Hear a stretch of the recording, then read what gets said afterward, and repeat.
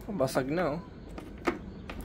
Okay guys, so parte ng isang merong video machine na pinaparent is ito ang medyo possible na masira sa katagalan, ang gulong nito.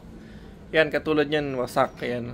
So paano ba ito nasisira? Siguro sabihin natin minsan pag nag-deliver tayo o yung mga pag-deliveran natin hindi sementado, no? Or actually sometimes may mga sementado kaya lang may mga parang di mas maayos yung pinakalatagan nung pinagdaanan ng video, okay?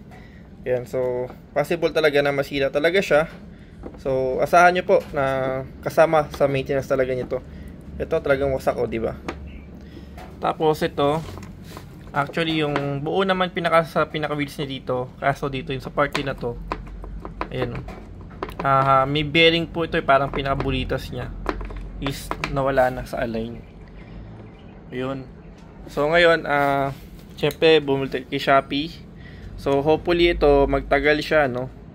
Sana mas matibay. Pero although yun nga, syempre sa pag-deliver and then pagbigay sa mga customer kung saan siya di-deliver is syempre ingatan ng konti, no?